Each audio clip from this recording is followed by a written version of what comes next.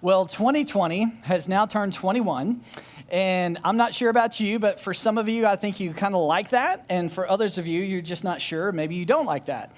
But for me personally, a new year, I get excited about. I love New Year's. I think a new year is a great kind of transition. A new year is an exciting time for like new discoveries. A new year feels like new beginnings. There's a time to start over. And really, I love a new year because it feels like a catalyst for change, like something better. So I get excited about New Year's, and I'm not alone. A lot of people do, and that's why we have these things called New Year's resolutions. And in 2021, if you're curious, the top 7 New Year's resolutions are this right here. It's to exercise more, lose weight, get organized, learn a new skill or hobby, perhaps golf. Maybe not today because it's snowing, which is kind of wild to think about. But, live life to the fullest. Maybe do some base jumping if you're into that. That'll kind of spark it all up. Save more money, spend less money, spend more time with family and friends. And guys, here's the deal. I think that's a great list. And I desire that for you. For every single one of us, I hope that in 2021, like we get to the end of the year and these things are true of us, that we have spent less money and we have more money, and that our relationships with our family and those close to us are richer, that we feel like we're living life to the fullest. I really hope that's true for all of us. But I was thinking about these New Year's resolutions, and I thought to myself, what if we just took all of these away? Because those are very much like 2020 New Year's resolutions. They're very much like 2019, 2018, 2017, 2016, 2015. They're very similar. But 2021 is not similar. 2021 is such a unique year. And so I thought to myself, well, what if we just cleared the list? What if we just kind of thought about something that we could all do, regardless if you're a Christian or not, that every single one of us could do that could really make a difference this year? What if we could do something that could make a tangible difference to where in our daily lives that we could actually feel purpose and meaning in an everyday life? That's not me just saying it, but like for real, you felt it. You woke up and felt more purpose and more meaning. What if there was something we could all do together to see that reality happen? What if there was something we could do to experience more peace in life? With all the anxiety and all the stress and all the worry about tomorrow, next week, and what's going to happen, I mean, that's a real thing. But what if there was actually something you and I could do together, collectively, we could do that could allow us to experience some rest and peace? And again, genuine rest to where you could look back on 2021 and go, wow, I mean, I've wrestled with anxiety for a long time, but this year was a different year. What if there was something like that? And what if there was something that you and I could do that actually would set us free? And what I mean by that is actually set us free from the things of the past. Maybe that tragedy or maybe that difficulty you went through that has so defined so many of the things you feel and you look at today. Or maybe the decisions of the past that you've made, these choices in the past, and it feels like every day you're thinking about them and they take a lot of energy and you're like, man, I would just love to be free. What if there was something we could do to actually set us free from those things? And what if there was something we could do to help us love and listen to those we disagree with? Instead of posting more things on social media about our opinions and just adding to the noise and perpetuating the issues in our culture, what if we actually did something that allowed us to listen and learn from those we disagree with? And what if there was something that allowed us to get some understanding about the injustices we see?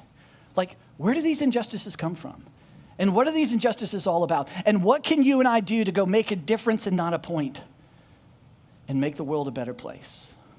What if there was actually one thing that all of us can do, regardless if you're a Christian or not, that could actually lead to that in life? Guys, I really think there is. I think there's something that every single one of us can do. And in 2021, what I'd love us to think about is to think more about Jesus. That we could get to the end of 2021 and look back and go, wow, I mean, this is a year, I thought more about Jesus. I got more clarity about Jesus.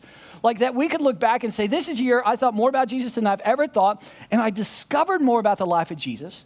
I learned more than I've ever understood before. Like there's more windows, more context, more epiphanies, more discoveries. And it's just been amazing. And what if we could get to the end of 2021 and look back and go, man, I learned so much and thought about Jesus this whole year, and it cleared up so much confusion. Maybe confusion about the things you were taught in Sunday school or taught in your church experience growing up. Or maybe clear up some confusion if you were taught under a different religion and you're like, that religion taught me this about Jesus. Maybe this is a year to go. But then I started to think about Jesus and I discovered things that maybe that's not necessarily true. And what if there is something we can do, which is thinking more about Jesus this year, that we could look back and clear up the confusion that perhaps the church has caused or Christians? Because maybe you've seen Christians fly some flags with Jesus or post some hashtags with Jesus, and you're like, that creates a lot of confusion. In fact, that actually does the opposite. It doesn't compel me to want to go discover Jesus. It compels me to want to step away from Jesus because of the church and because of these Christians.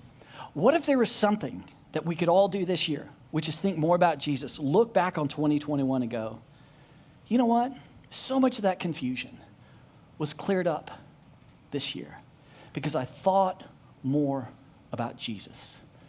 Guys, I'm just telling you, I am utterly convinced to the core of who I am that if we're willing to do this, just this one thing, it is our way forward. If you're willing to do this, this is your way forward.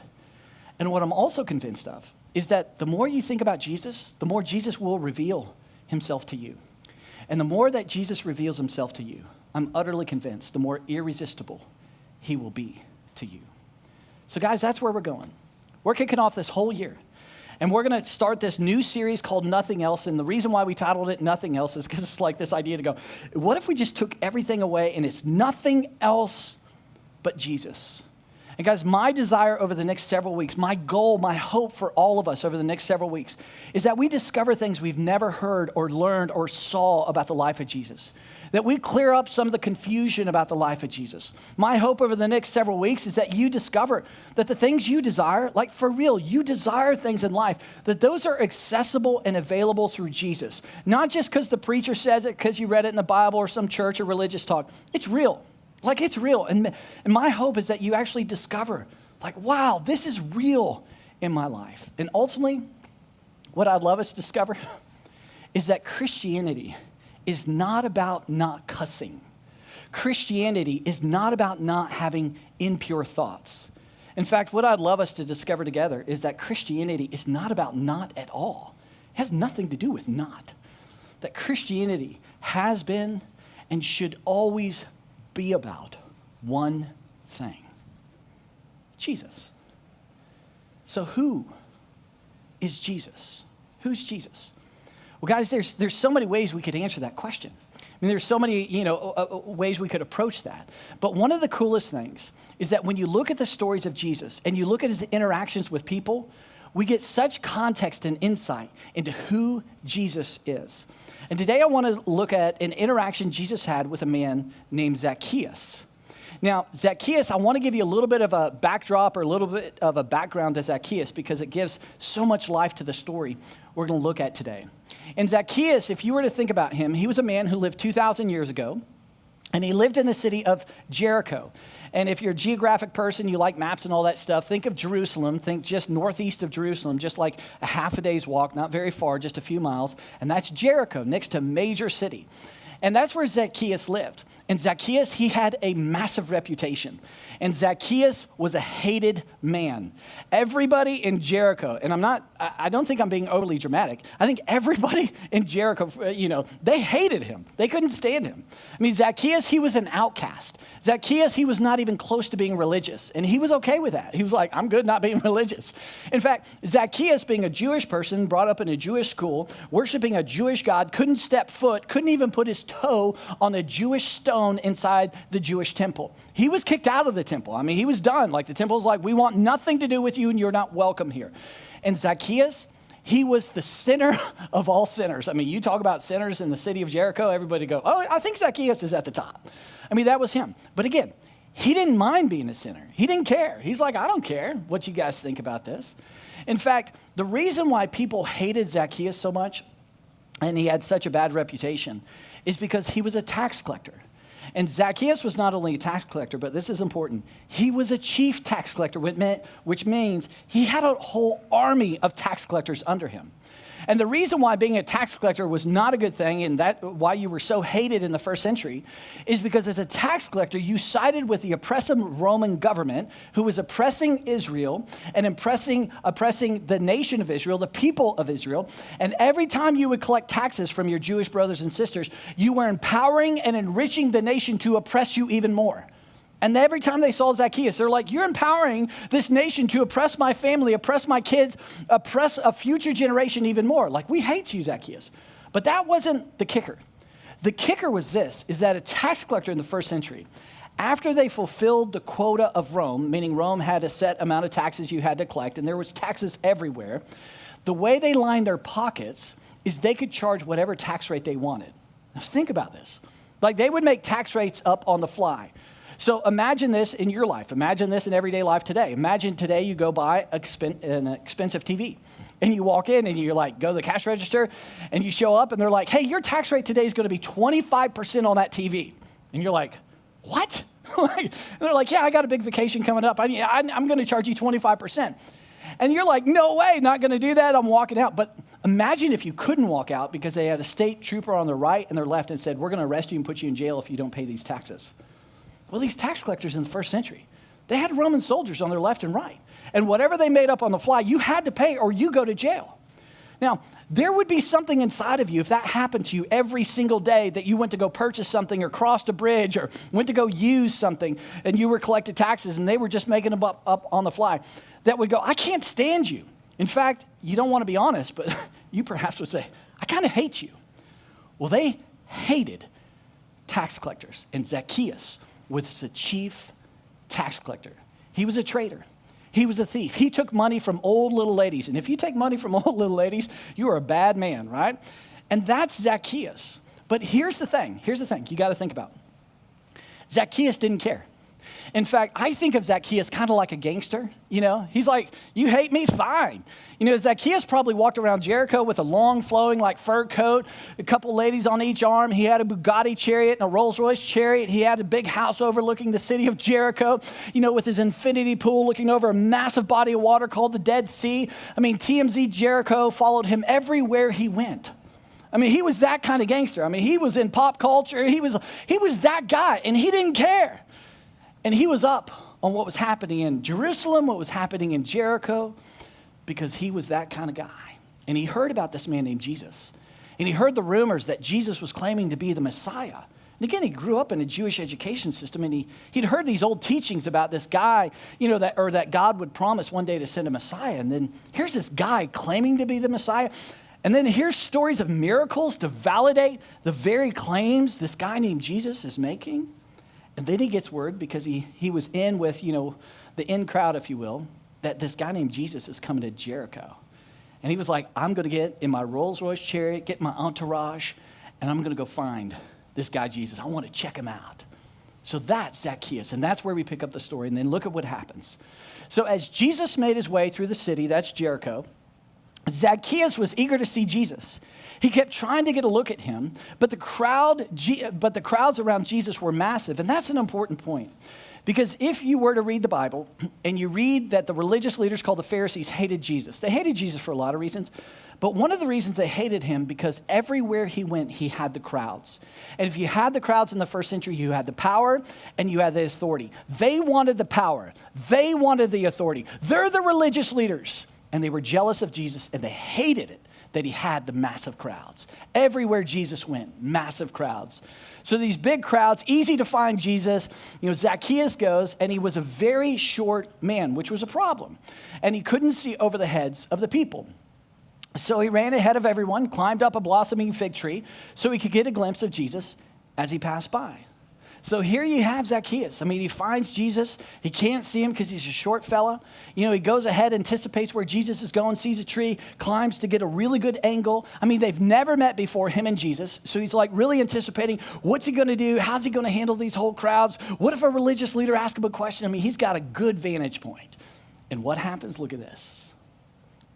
When Jesus got to that place, he looked up in the tree and said, Zacchaeus! They'd never met before. Zacchaeus, hurry on down, for I'm appointed to stay at your house today. In other words, imagine this scene. Massive crowd. He looks up, he sees Zacchaeus, he calls him by name. Come on down, I want to go hang out at your house. I want to go spend time with you.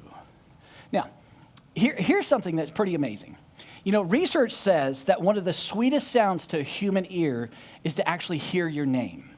When somebody says your name, that's like, there's something that kind of lights up inside of you. And that's true for us, but technically it's not really true for me because my name is not Buck. I mean, you guys know me as Buck, but that's really a nickname. My legal name on my birth certificate is Justin Bo Giebelhaus. But the thing is, I've never been called Justin by my parents, ever. In fact, when I was born, came out of the womb, my parents looked at me, wrote that on the birth certificate, but they called me Buckwheat.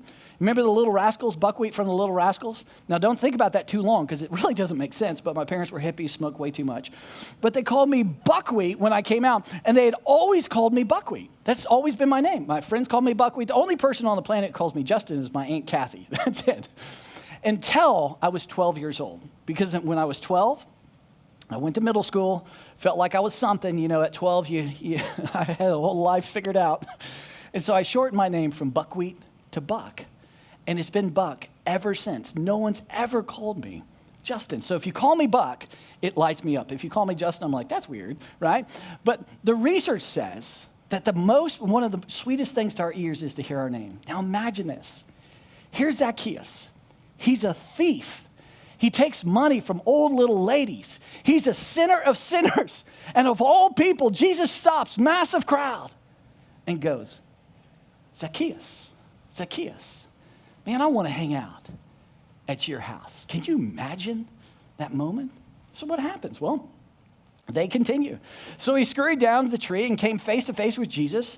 As Jesus left to go to Zacchaeus' house, many in the crowd complained, and I bet they did. Here's what they complained about. They said, look at this. Of all the people to have dinner with, Jesus is going to eat in the house of a crook. Other translations would say, he's going to eat in the house of a sinner of all sinners. Like, oh my gosh.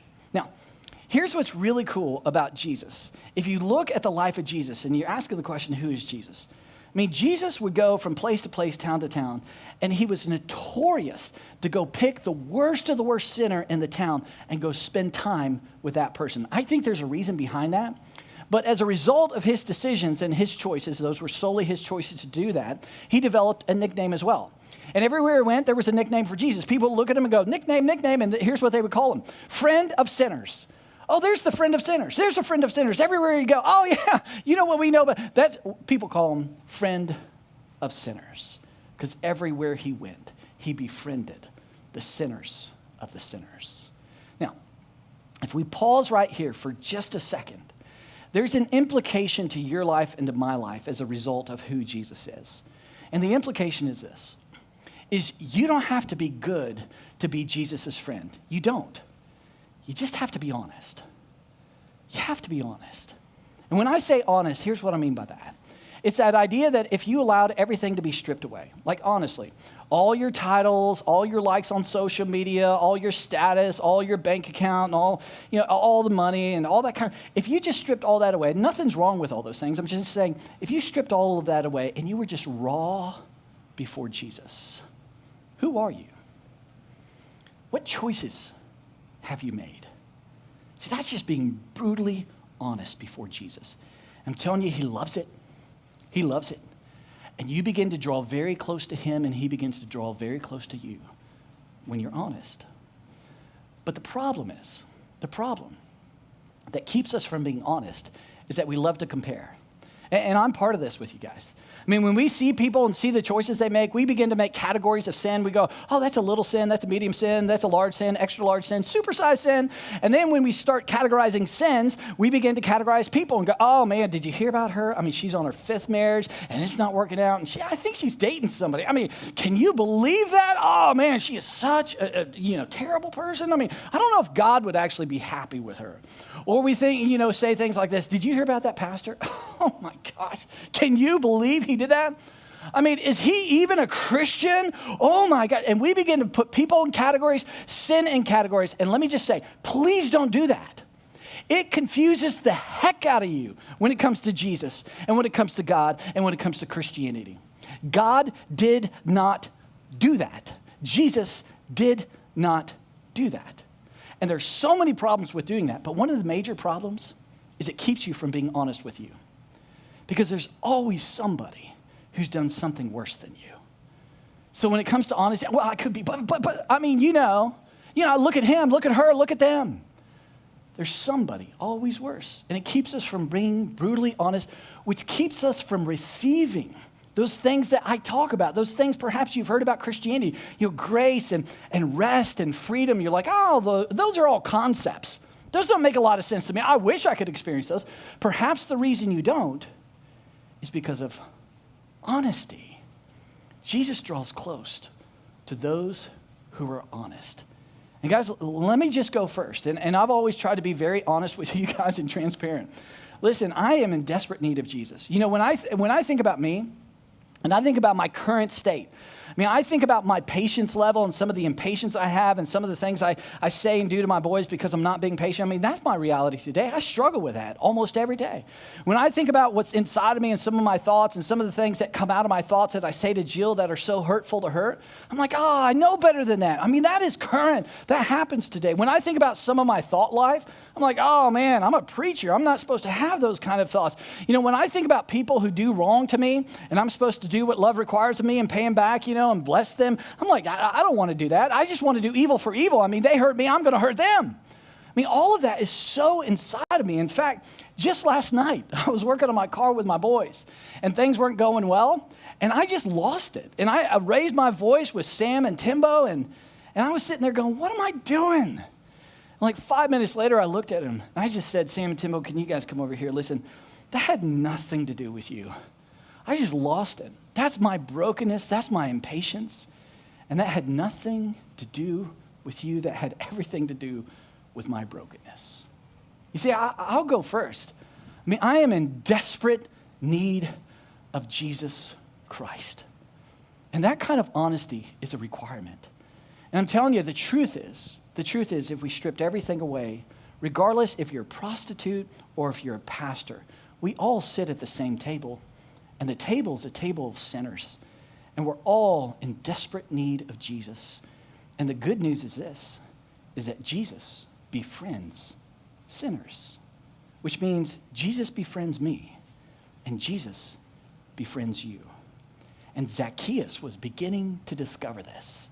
He's leaning into this going, wow, I just didn't know this. I was confused about who Jesus was. And the conversation or the story continues. It says, Zacchaeus joyously welcomed Jesus and was amazed. That word amazed literally means shocked, like, wow. I was amazed over his gracious visit to his home. And imagine this. As we think about this story, we don't know how long Jesus spent at Zacchaeus' home. The narrative doesn't tell us. He probably spent 2 to 4 hours according to some Jewish customs. We don't know what the conversation was like. We don't know what they talked about. We just know that Jesus went to his home, and we know from other stories about Jesus that Jesus was most likely curious about him, that Jesus listened to Zacchaeus, and perhaps Zacchaeus, for the first time in his life, was like, man, somebody's actually listening to me and cares about me. My employees listen to me, but they listen because they need a paycheck. But this guy, his compassionate eyes, his questions, his curiosity, he's actually curious about me. Imagine that moment. And as you imagine that moment, you would also imagine this, that Zacchaeus has got to be sitting there. He's sitting in his home, bought with money paid for by sin, right? This whole massive house, his infinity pool, his Bugatti chariot. The ladies all around, the people around the table, they're all just the massive sinners. And the food that Jesus puts in his mouth, all paid for with sin. Sin is everywhere. And Zacchaeus is going, does Jesus know this? Does he realize that the very food he's eating is bought for by all this money that came from such sinful behavior? And I promise it dawned on Zacchaeus. Of course he does. Of course he does. And he doesn't reject me. In fact, he calls me by name. And it had to dawn on Zacchaeus. Oh my gosh, I'm the least likely person in all of Jericho for Jesus to pick. But he stopped, looked at me, and he chose me. And of course, he would be amazed and shocked at the grace, unmerited favor of Jesus towards him. The whole thing wraps up this way. As a result, Zacchaeus stood in front of the Lord and said, "Half of all that I own, I will give to the poor.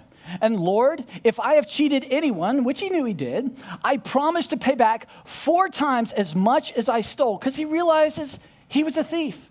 Jesus hears these words and he responds this way. "This shows that today life that you desire, life has come to you and your household, Zacchaeus, for you are a true son of Abraham." And then Jesus gives us his purpose statement, why he came into the world. The Son of Man, that's Jesus, the Son of Man has come to seek out and to give life to those who are lost. You see, there's a huge implication for the church right here. The church is supposed to be the body of Christ. In fact, what's known of Jesus should be known of the church, which means the fundamental thrust of every church, the thing at the core, the thing that should drive every conversation is we are here to seek and to save those that are lost, to introduce them to who Jesus really is. And so here you have this guy, Zacchaeus, hardened, callous, thief, traitor, sinner of sinners. And listen to this, willing to go broke, literally financially broke for Jesus. And it didn't matter to him. And if you and I were in that room and we heard Zacchaeus do this and we're watching him go broke, like for Jesus, we would all go, "What happened? How do you explain that? That's not even quantifiable." None of us in our wildest dreams would ever anticipate Zacchaeus would have that radical kind of change in his life. So what happened? Well, Zacchaeus' heart changed. I mean, that's clear. And the question is, what changed his heart? What created that heart change? Well, think about it. Was it some sort of religious activity? Did he go to the temple and started adhering to the religious systems of the day and going through the cleaning process and saying unclean, unclean, unclean 3 times and going through all the ceremonial washings to get clean and right with the Jewish God? Did he stop cussing? Did he stop womanizing? Did he stop thieving? I mean, all those things are wonderful. I mean, they just make life, more complicated if you don't. But I mean, is that what created this life change, this heart change? No. Those were simply all outcomes. You know what created a heart change in the life of Zacchaeus? He came face to face, spent time with Jesus, thought about Jesus, cleared up the confusion he had about Jesus, discovered amazing things about Jesus, and it changed him from the inside out. In fact, I think if Zacchaeus was here today, I think this is what he would say to you and to me. He would say, "This is what happened to me." He would go, "I discovered at the deepest levels of my soul that I'm deeply loved by Jesus Christ, and I've done nothing to earn it or deserve it." I think Zacchaeus, if he was here today, he would say, "Man, I experienced the unconditional love of Jesus. I experienced the amazing grace," you've heard that said, amazing grace of Jesus. And I think Zacchaeus would look at you and me, look us straight in the eyes and said, and guys, it wasn't a concept. I think Zacchaeus would say, for so long, for so many years, I would hear like the priest and I would hear the religious text talks about the unconditional love and the amazing grace that's going to change your life. And I'd be like, yeah, it's just a concept. As long as it's a concept, it's not going to change your life. What happened for Zacchaeus, he would say to you and to me, he'd go, "Oh, it became personal. I stood face to face. It was personal, the grace. It was personal, the unconditional love. And it changed me from the inside out." So, as we think about all of that and go back to what we can do this year to make a difference in our lives and make a difference around us, our goal of thinking more about Jesus.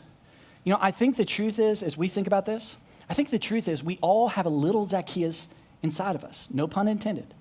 But I think we do. We have a little Zacchaeus in us that keeps us from actually experiencing and actually doing this. And so what I want to do is I want to ask 3 questions. And I want you personally to think about these questions, like personally, because this will help us be more curious. This will help us take a step and discover the very thing we desire in life. And so here's the question. I want you to think about this.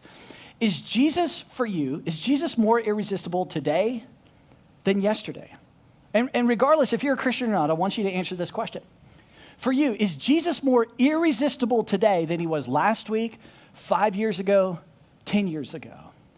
And if you're a Christian, I want you to think about this, and I want you to be honest. Honesty is required. And if you're honest and you're like, I don't know. Today when I hear Jesus, it feels a little bit abstract. Today when I hear Jesus, I'm like, so what? There's a little bit of apathy inside of you.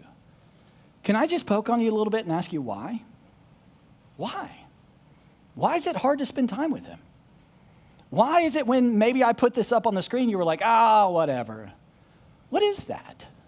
Where did that come from? See, I think in 2021, you owe it to yourself as a follower of Jesus to answer that question, to think about Jesus and understand why he's less irresistible today than he was yesterday. And if you're not a follower of Jesus and Jesus seems to be resistible to you, I would ask you the same question, why?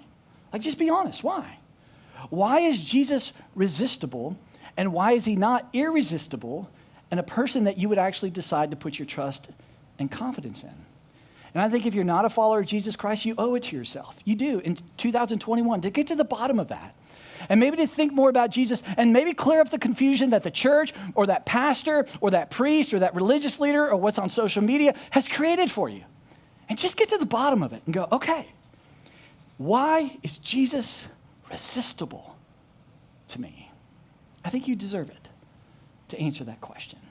Second question. What is your motivation to do good things? And again, this is for you if you're a Christian or not a Christian. What is your motivation to serve, to give, to love, to not say those things that you want to say, and you put that filter and go, okay, I'm going to do what love requires of me. What is your motivation as a Christian to do this? And as a Christian, if your motivation is to go, well, the reason I do this is because I want God to look at me and I want God to kind of go, oh, I'm proud of you, kiddo. Way to go. Man, I see you. Great job. If that's you and that's your motivation to do good things as a follower of Jesus Christ, can I just say perhaps you're confused about Jesus? Because Jesus going, I'm proud of you. Jesus going, you're my kiddo. Jesus going, you're my gal. You're my boy. Jesus doing that has nothing to do with you. Let me just ask you a question.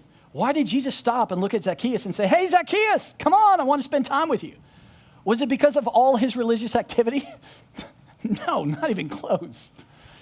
It's because of Jesus' mercy, his grace, his choice. Jesus makes the same choice with you. And when we get clarity on that and get back to the fact that I am accepted, I have value and worth, I'm forgiven through Jesus Christ, that then compels us to go, okay, it's personal now. Whatever you ask, I'm in. I'm in.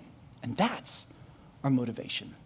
And if you're not a follower of Jesus, same question, what motivates you to do what you do? What motivates you as you define good to try to do good things? Perhaps one of your motivations when it comes to religion, when it comes to God, is if there's a God up there, you kind of go, well, I just hope, my good outweighs my bad. But I really want to challenge that. How do you quantify that? If you do one bad thing, is that like a 1.2 and you do one good thing, that's like a 2.3? How do you actually quantify and how do you get to the bottom of how good is good enough? If you stand before the pearly gates and there's old St. Peter and God and everything is raw and everything's stripped away and you got to give an account and your good has to outweigh your bad, how do you actually know where you stand with God? See, I would contend and put forth that is an exhausting, bankrupt system that will cause you to walk away from Jesus and walk away from Christianity. At least I would. I wouldn't want that kind of system. That's exhausting. You never know where you stand with God. What if Jesus is right? What if he looks at you, knows you by name, and is inviting you to something you so desire so that you know where you stand with God? And every day of your life, you can know you have value, purpose, meaning, and that your eternity is secure. I think you owe it to yourself to get to the bottom of that. Last of all, as we wrap up, do you feel hopeless or helpless? Is there something inside of you that goes because of what happened in the past? maybe sins and you go, well, I've just sinned too much. I don't think God could forgive me. Or maybe because your mom, maybe because your dad, maybe because that religious leader keeps poking at you and said, well, because of that decision you made, because of that sin you did, I don't know if you have a chance with God. Do you feel hopeless and helpless when it comes to having peace with God, or even when it comes to the outlook of tomorrow? If so, perhaps it's because you're listening to the wrong voice. Perhaps it's because of confusion. And my desire for you in 2021 is just to think more about Jesus. Get clarity about him. And maybe begin to discover that when it comes to Jesus, Jesus, he is not your accuser. Jesus is not your prosecutor. Jesus is not your judge. Do you know who Jesus is? Jesus is your friend and your rescuer. Jesus is a friend of sinners. And do you know what the good news is? This is why Jesus came into the world. That the good news is that Jesus came to reveal a God who defines us not by our actions, but by his unconditional love, by grace, unmerited favor. And he's offering it to you. You see, God doesn't define you and call you by your sin. He doesn't call you by your choices. Do you know what God calls you? He calls you by your name. And my hope for you, my desire for all of us, is that 2021 would be the year that we clear the clutter, that we stop listening to all the voices that push us down, that weigh us down, that confuse the heck out of us when it comes to Jesus, and that you discover Jesus for who he really is. Because I'm convinced of this. The more you think about Jesus, the more Jesus, he will reveal himself to you. And the more Jesus reveals himself to you, the more irresistible he will become. Let me pray for us. Father, thank you so much for this day, for this moment, for this time that we could just have these conversations like this. And Father, I'm so grateful for the preservation of stories about the life of your son, Jesus. And Jesus, I'm so grateful that you befriended sinners like me. I'm so grateful that that's who you are. I'm so grateful for your grace. I'm so grateful for your unconditional love. I'm so grateful that in spite of what I have or have not done, that I have incredible value. We have incredible value in your eyes. Father, I just pray for all of us that whatever it looks like for us to take a step in 2021 and be intentional to think about you more, whatever that is. God, would you compel us? Would you motivate us? Would you convict us where we need to be convicted and allow us to think more about Jesus Christ? I think he's a game changer. And God, that's my request to you, and I trust you with that. In Jesus' name, amen.